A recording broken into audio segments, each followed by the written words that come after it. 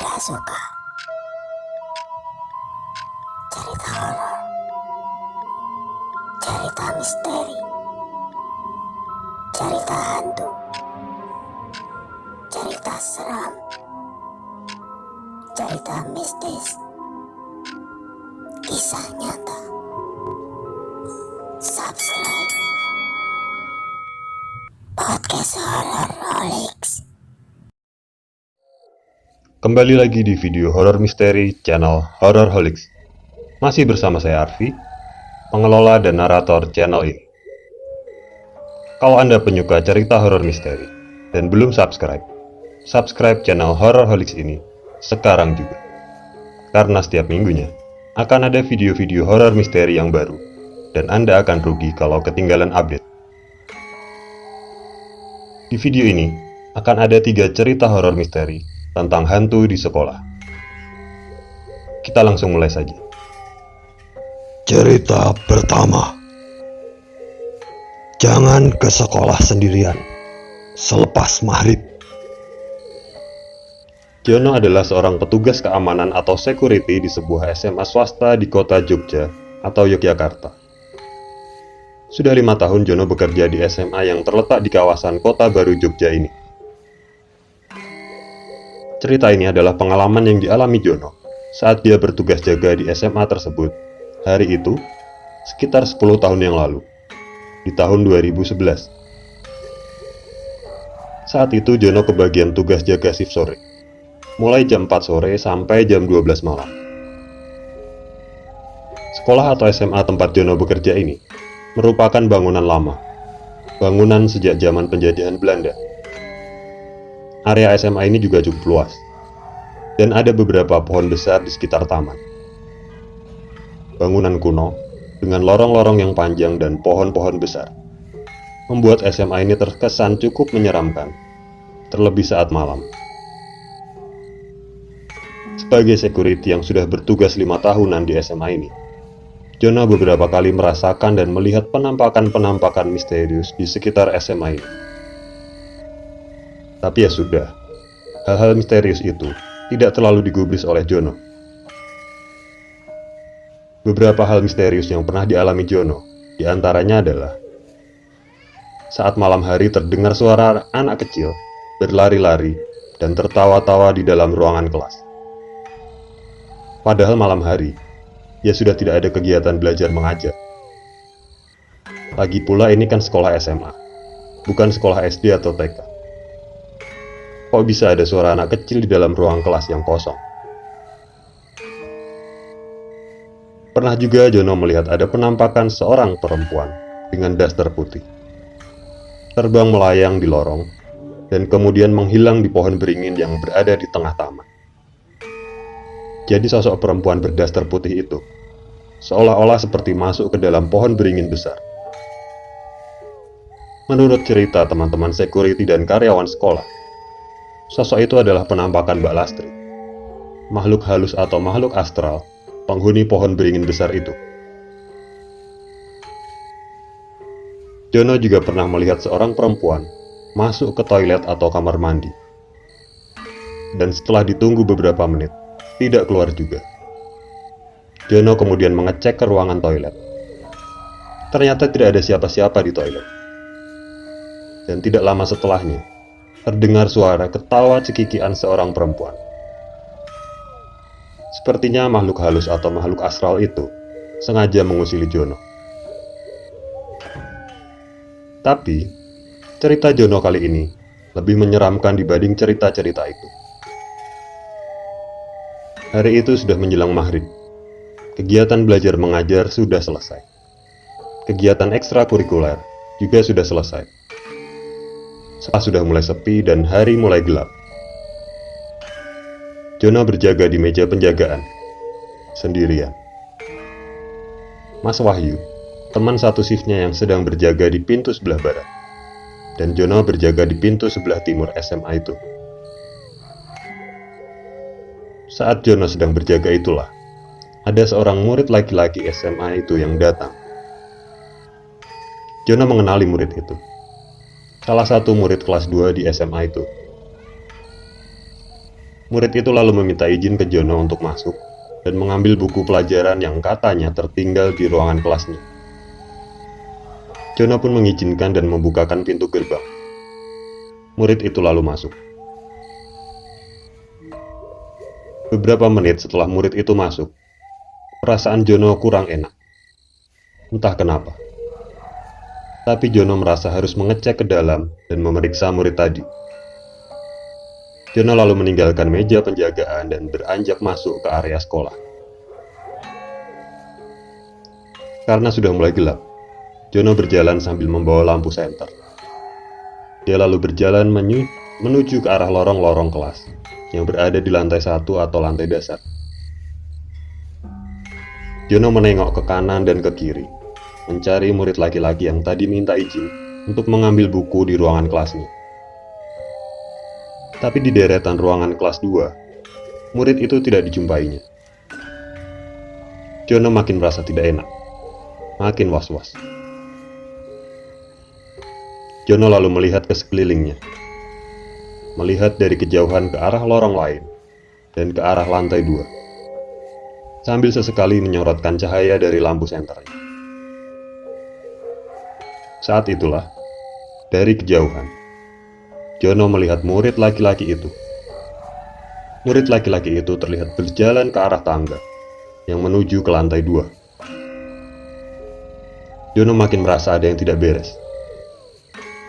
Jono hafal betul dengan murid laki-laki tadi, dan murid itu adalah murid kelas 2. Sedangkan di lantai 2, hanya ada ruangan kelas 1 dan ruangan lab komputer. Tidak ada ruangan kelas 2 di lantai atas. Jono lalu berteriak-teriak memanggil murid itu. Mas, mas, mas, mau kemana? Murid itu tidak mendengar teriakan Jono, dan dia tetap berjalan ke arah tangga menuju lantai 2. Jono lalu berlari ke arah murid itu. Jaraknya lumayan jauh, harus menyeberangi taman di tengah sekolah. Jono makin khawatir. Di dalam benaknya, jangan-jangan murid itu diganggu penampakan makhluk halus. Jono berlari ke arah murid itu yang tetap berjalan menuju ke lantai 2. Tidak lama kemudian, Jono berhasil naik ke lantai 2. Tapi murid itu sudah jauh di depannya, di ujung lorong lantai 2 ini. Jono kembali memanggil-manggil ke arah murid itu. Mas, mas, berhenti. Tapi murid itu tidak merespon. Dari tempatnya berdiri saat ini, Jono melihat sosok penampakan Mbak Lastri, makhluk astral atau makhluk halus yang menghuni pohon beringin besar di taman sekolah ini. Sosok Mbak Lastri berada di depan murid itu, dan murid itu beberapa langkah di belakang Mbak Lastri. Sepertinya murid itu mengikuti Mbak Lastri. Saat itu, sosok Mbak Lastri sepertinya terkejut melihat kehadiran Jono. Dan tak lama kemudian, sosok Mbak Lastri terbang dan melayang dari lantai 2 itu menuju ke arah pohon beringin, dan tidak lama kemudian menghilang.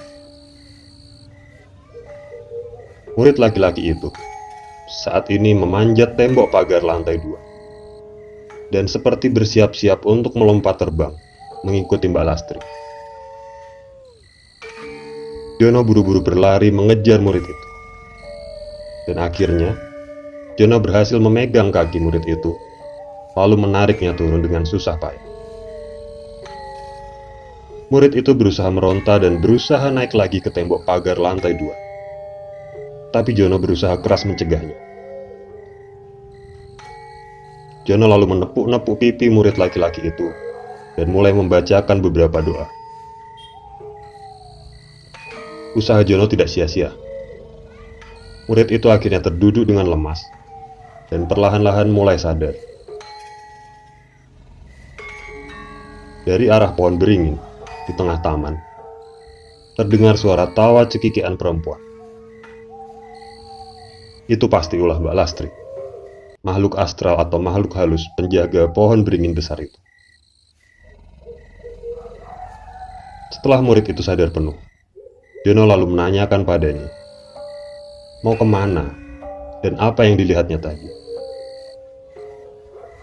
Murid itu lalu berkata ke Jono, kalau dia tadi melihat seorang perempuan cantik yang memanggil-manggil, dan dia mengikuti perempuan itu. Tanpa dia sadari bahwa perempuan yang dilihatnya itu adalah sosok makhluk astral atau makhluk halus, yaitu Mbak Lastri. Jono bersyukur masih bisa menyelamatkan murid itu. Seandainya tadi dia tidak mengetahui kejadian itu, bisa saja murid laki-laki itu sudah melompat dan terjun dari lantai 2. Tentu saja akibatnya bisa fatal. Sosok Mbak Lastri penunggu pohon beringin sekolah itu benar-benar sudah menggoda murid itu, dan untungnya Jono datang tepat waktu untuk menyelamatkan murid laki-laki itu. Cerita kedua. Siapa yang masuk ke ruangan kepala sekolah tadi? Kali ini, pengalaman horor misteri yang dialami Bu Anita, salah seorang guru di SD negeri di kota XYZ. Siang itu, Bu Anita sudah selesai mengajar dan sedang berada di meja kerjanya, di ruangan guru. Di ruangan guru, hanya ada Bu Anita dan 3 orang guru lain yang sedang beristirahat di kursi meja kerja masing-masing. Bu Anita membereskan berkas-berkasnya dan memasukkan kertas-kertas dan buku-buku ke dalam tas kerjanya, lalu bersiap-siap untuk pulang. Bu Anita lalu teringat pada sebuah berkas penting yang harus diambilnya di ruangan Pak Budi, kepala sekolah SD itu. Berkas penting itu tadi pagi dititipkan ke meja kerja Pak Budi untuk ditandatangani beliau, dan belum diambil oleh Bu Anita. Bu Anita lalu berjalan ke arah ruangan Pak Budi, kepala sekolah. Dari kejauhan, Bu Anita melihat Pak Budi keluar dari ruangan toilet dan berjalan ke arah ruangannya, lalu masuk ke dalam ruangan itu.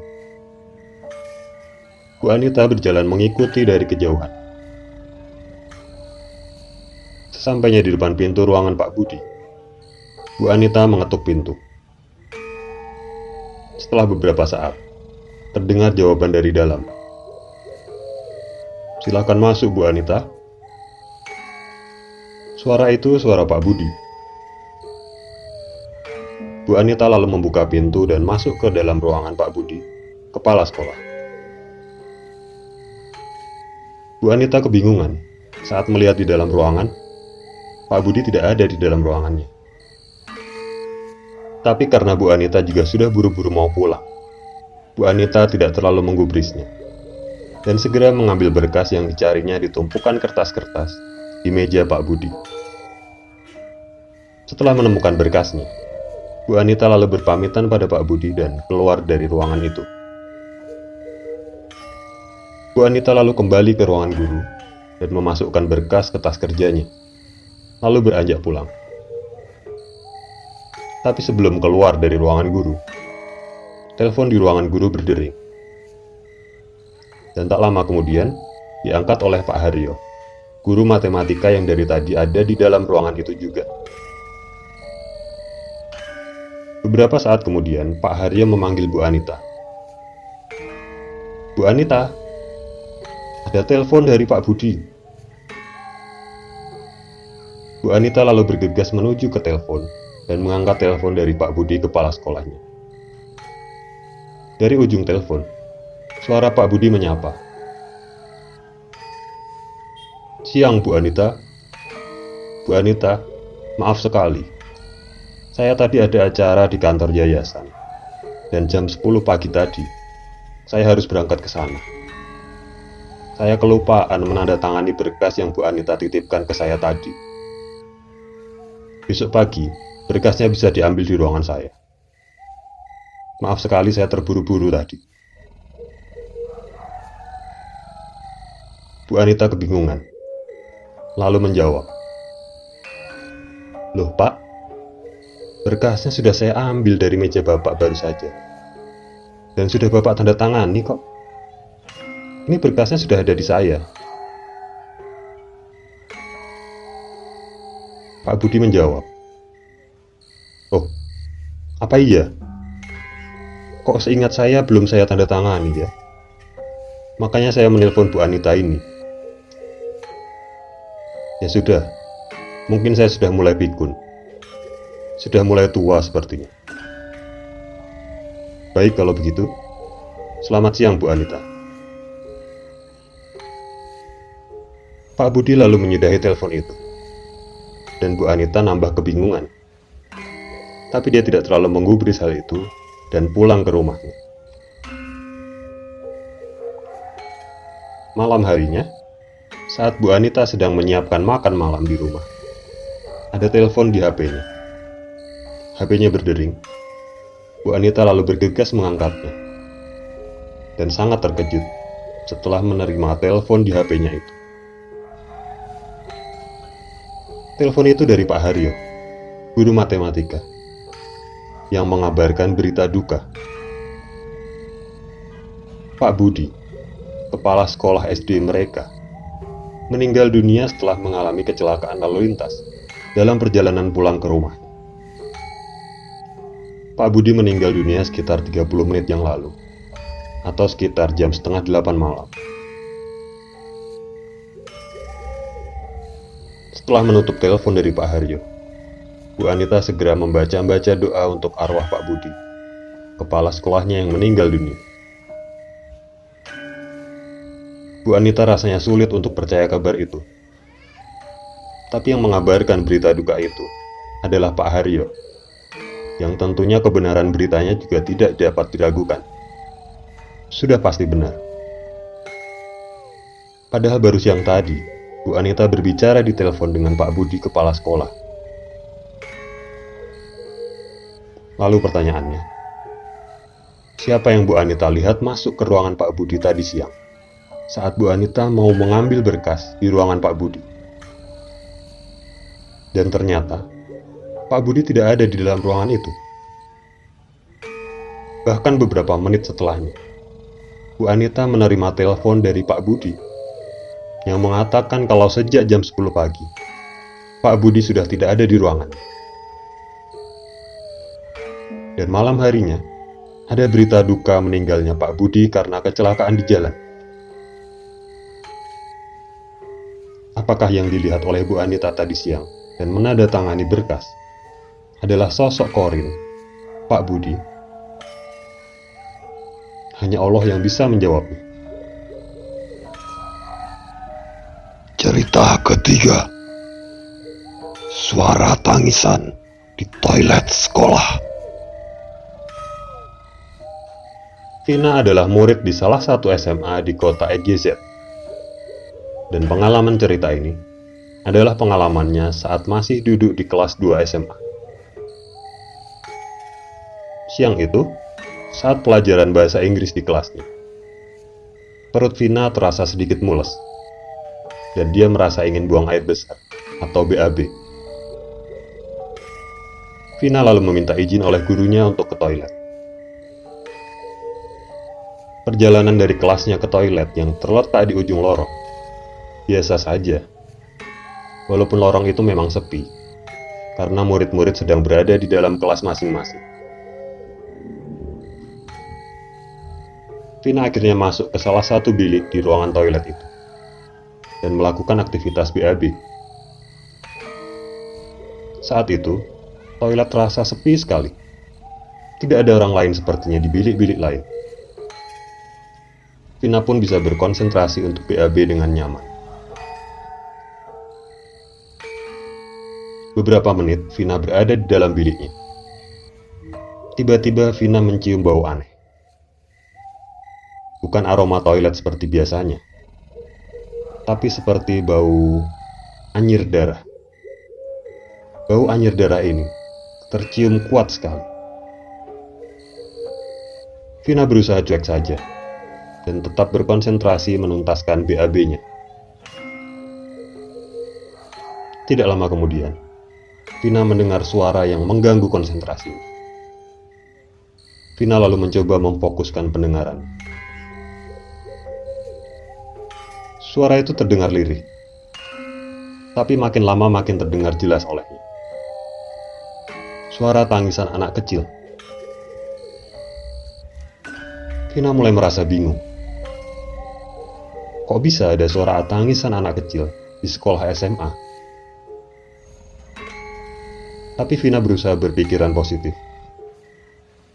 Mungkin saja itu suara tangisan salah satu anak dari guru di sekolahnya yang diajak ke sana. Suara tangisan itu terus terdengar. Suara anak laki-laki yang sedang menangis. Vina berusaha tetap tenang dan melanjutkan konsentrasi BAB-nya. Beberapa saat kemudian, ada suara ketukan di pintu bilik toiletnya. Suara ketukan itu terdengar beberapa kali. Vina terdiam. Dia tidak menjawab ketukan di pintunya itu. Tapi suara ketukan itu terdengar lagi. Orang yang berada di luar biliknya mengetuk lagi. Vina lalu berusaha mengintip dari celah bawah pintu bilik toiletnya. Tidak terlihat kaki orang yang mengetuk pintu. Begitu juga dengan suara tangisan anak kecil itu. Masih terdengar juga. Orang itu mengetuk pintu bilik Vina lagi. Vina mulai habis kesabaran dan menjawab orang itu. Siapa ya? Bilik ini baru dipakai. Kalau mau pakai bilik lainnya saja. Tidak ada jawaban dari luar bilik. Vina pun akhirnya selesai BAB dan berberes-beres, lalu bersiap-siap keluar dari bilik toilet. Suara tangisan anak kecil itu masih terdengar saat Vina keluar dari biliknya. Karena penasaran, Vina lalu mencoba mengecek ke bilik-bilik di sebelah, mencari tahu suara tangisan siapa yang sedari tadi terdengar. Ada 4 bilik di ruangan toilet ini. Salah satunya yang tadi digunakan Vina. Vina lalu mengecek ketiga bilik lainnya. Tidak ada siapa-siapa di 3 bilik toilet lainnya. Semuanya kosong, dan pintunya juga semua terbuka. Vina mulai bingung. Lalu suara tangisan siapa tadi? Dan siapa juga yang tadi beberapa kali mengetuk pintu biliknya? Dan bau anyir darah tadi, dari mana asalnya? Vina lalu membalikkan badan dan akan beranjak keluar dari ruangan toilet untuk kembali ke ruangan kelasnya. Saat membalikkan badan itulah, Vina terkejut. Di depannya, sudah berdiri seorang anak kecil laki-laki. Usia anak itu kira-kira 9 tahun, dan tingginya sekitar 1 meter.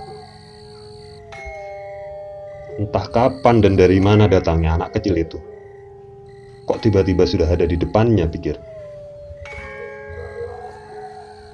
Anak kecil itu diam saja. Dia hanya memandangi Vina yang masih kebingungan. Sorot mata anak kecil itu tajam dan terasa menyeramkan. Tapi dia diam saja. Vina berusaha mengatur nafas dan menenangkan diri. Lalu bertanya ke anak kecil itu. Kamu siapa? Nyari siapa, Dek? Anak kecil itu masih memandangi Vina. Dan beberapa saat kemudian, anak kecil itu tersenyum, lalu berkata, "Ayo Mbak, main sama aku." Vina yang masih kebingungan hanya mengamati anak kecil itu. Anak kecil itu lalu berjalan ke arah pintu toilet dan menghilang. Vina benar-benar terkejut dengan apa yang baru saja dilihatnya.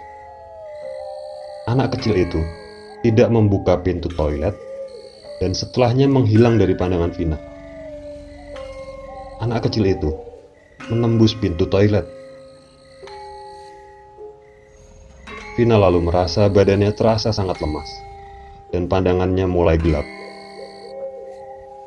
Vina terjatuh pingsan, tak sadarkan diri di dalam ruangan toilet itu.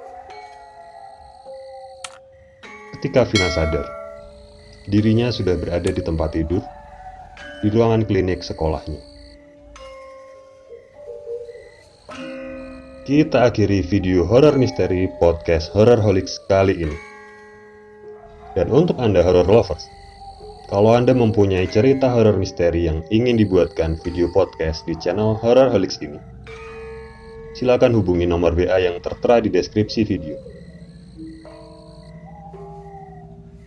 Oke horror lovers, terima kasih Anda sudah menyaksikan video ini. Kita ketemu lagi di video-video Hororholics lainnya. Dan subscribe channel Hororholics ini. Nyalakan tombol loncengnya supaya Anda dapat notifikasi ketika ada video-video terbaru dari kami. Semoga hari Anda bahagia, tetap sehat, tetap semangat, tetap patuhi protokol kesehatan. Salam dari saya Arfi, dari channel Hororholics. Matur nuwun.